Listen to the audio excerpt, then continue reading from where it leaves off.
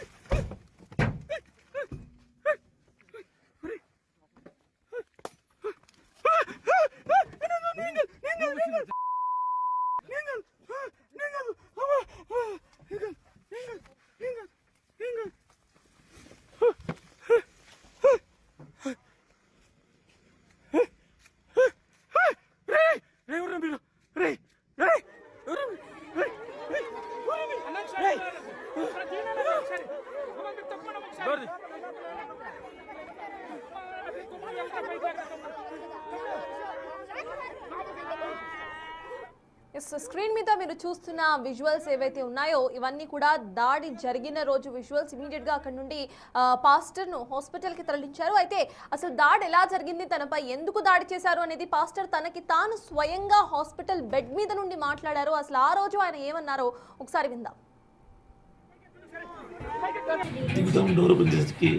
ఇద్దరు వచ్చి రెండు చేతులు పట్టుకుని లాగేసరికి కింద పడగానే బ్యాలెన్స్ అవుట్ అయిపోయింది. లాకెళ్ళిపోయారు. వాళ్ళిద్దరు ఇంకెనక ఇద్దరు వచ్చారు. నలుగురు, మొత్తం 5 మంది వచ్చారు. ఒకడు రోడ్డు మీద ఉన్నాడు. నన్ను కొట్టింది మాత్రం నలుగురు. లాకెళ్ళిపోయారు. మాస్కులు, గ్లౌజెస్ ఉన్నాయి, హెడ్ కవర్ చేసుకున్నారు. ఆల్మోస్ట్ ఒక 20 బిలో ఉంటుంది వాళ్ళ ఏజ్. చిన్నపిల్లలే 20 బిలో ఉంటుంది. సన్నగా ఉన్నారు. వాళ్ళు అట్లా చెట్లలోకి తీసుకెళ్ళిపోయారు, లోపలికి తీసుకెళ్ళారు. నేను అక్కడికి డిఫెన్స్ చేయడానికి ట్రై చేస్తున్నాను. ఇక్కడ నవల రావట్లేదు. ఇక్కడ పడుకో పెట్టేసి 2 చేతులు పట్టుకొని ఇద్దరు బీర్ బాటిల్ పగలు కొట్టేసి అప్పుడు ఇక్కడ పొడవపోయారు. పొడిస్తే నేను ఇది నుంచి ఇట్లా తిరిగితే అప్పుడు ఇట్లా గీత పడిపోయారు. దిగుతాం డోర్ ఓపెన్ చేసేకి ఇద్దరు వచ్చి 2 చేతులు పట్టుకుని లాగేసరికి కింద పడగానే బ్యాలెన్స్ అవుట్ అయిపోయింది.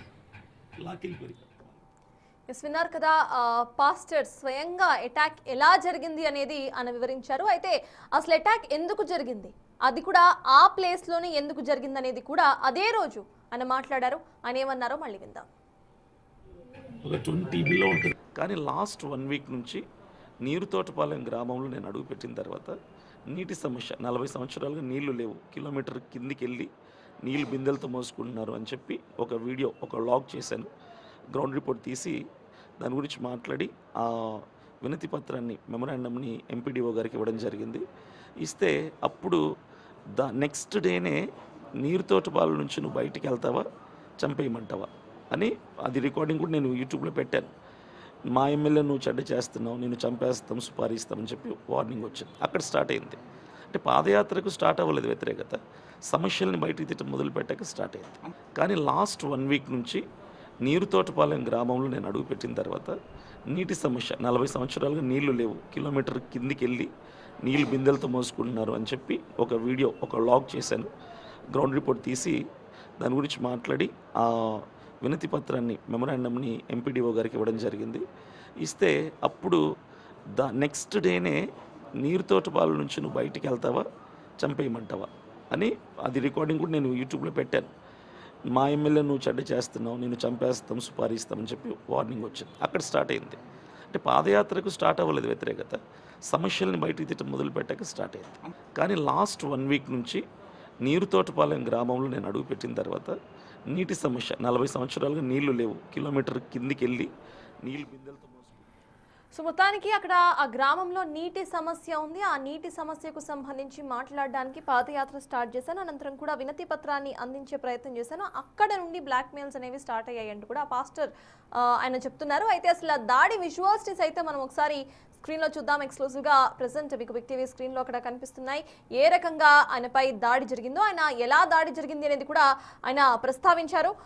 ఇద్దరు వచ్చి ఆయనను లాక్కెళ్ళినట్టుగా తెలుస్తోంది. అనంతరం కూడా బ్యాలెన్స్ కోల్పోయి అతను వాళ్ళు లాక్కెళ్తూ ఉంటే వాళ్ళతో పాటు చెట్ల లోపలికి వెళ్ళినట్టుగా తెలుస్తోంది. మొత్తం 4 యువకులు అతన్ని లాక్కొని వెళ్ళి కొట్టినట్టుగా ఆయన స్వయంగా ఆయన మాటల్లోనే చెప్పారు. మాస్క్లు, గ్లౌజ్లు అన్నీ వేసుకొని ఆయనను కొట్టినట్టుగా ఆయన చెప్తున్నారు. అయితే దీనికి ఎందుకు కొట్టారు అని బిగ్ టీవీ ప్రతినిధి క్వశ్చన్ రైజ్ చేయగా, కేవలం ఒక వారం రోజుల నుండి ఆ గ్రామంలో పర్యటిస్తున్నాను, అక్కడ ఉన్న నీటి సమస్య గురించి మాట్లాడి అనంతరం కూడా దానికి సంబంధించిన ఒక వినతి పత్రాన్ని అందించే ప్రయత్నం చేశాను. అప్పటి నుండి ఈ బ్లాక్ మెయిల్స్ స్టార్ట్ అయ్యాయి. బ్లాక్ మెయిల్సే కదా అని ఊరుకుంటే అనంతరం కూడా దాడి సైతం చేశారు. అందరికీ మాస్కులు కూడా ఉన్నాయి. మాస్కులు, గ్లౌస్లు వేసుకొని ప్రతి ఒక్కరు కూడా 20 సంవత్సరాల లోపు పిల్లల్లానే కనిపించారు.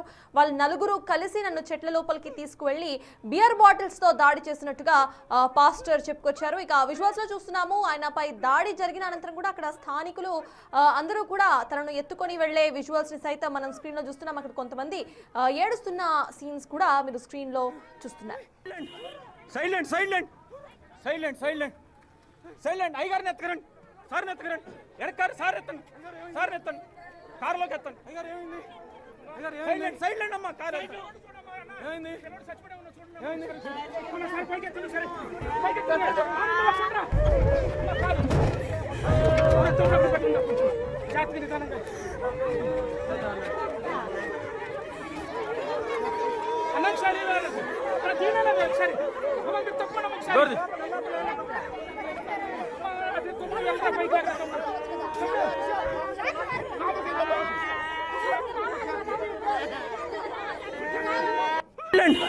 Silent silent silent silent silent అయ్యగారిని ఎత్తకరండి, సార్ని ఎత్తకరండి, ఎడకారు సార్ ఎత్తండి, సార్ని ఎత్తండి, కారులోకి ఎత్తండి.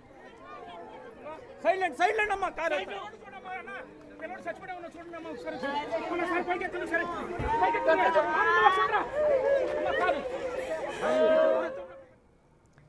మొత్తానికి ఆ విజువల్ చూసారు కదా, ఏ రకంగా ఆయనపై దాడి జరిగిందో. అనంతరం కూడా ఆయనను ఎత్తుకెళ్తున్న విజువల్స్ మనం చూసాము. హాస్పిటల్లో సైతం ఆయన మాట్లాడిన విజువల్స్ కూడా చూసాం. అయితే నిన్నటి నుండి పాస్టర్ పై దాడి జరిగిన ఘటన ఈ ఎపిసోడ్ మొత్తం కూడా వైరల్ గా మారింది. తనకు తానుగా ఇన్స్టాగ్రామ్, యూట్యూబ్ హ్యాండిల్స్ లో సైతం కొన్ని వీడియోస్ ను పోస్ట్ చేసుకున్నారు. అయితే ఇప్పుడు మీరు ఏదైతే చూసారో ఆయనపై జరిగిన దాడి అనంతరం కూడా ఆయనను తీసుకెళ్లి హాస్పిటల్లో అడ్మిట్ చేయడం అండ్ హాస్పిటల్లో ఆయన మాట్లాడిన ప్రతి మాట కూడా అబద్ధం, ఇది కేవలం ఒక డ్రామాగా పోలీసులు తెలుస్తున్నారు. దానికి సంబంధించిన కొన్ని ఎవిడెన్స్లు సైతం ఇప్పుడు వైరల్ గా మారాయి. వాటిని కూడా బిగ్ టీవీ స్క్రీన్ లో చూద్దాం. ఉండిగడ్డ దాటిన తర్వాత ఇంకొంచెం ముందుకు వస్తే క్రేన్తో కొండను దోవిన మట్టి కనపడిద్ది. ఆ మట్టి కాడ నుంచి ఇంకొంచెం ముందుకు వస్తే లెఫ్ట్ సైడు మట్టి రోడ్డు కనపడిద్ది లోపలికి. ఆ మట్టి రోడ్డు లోపలికి వెళ్ళండి. ఈ లోపల మేము వస్తాం. కారు దూరం ఆగిద్ది.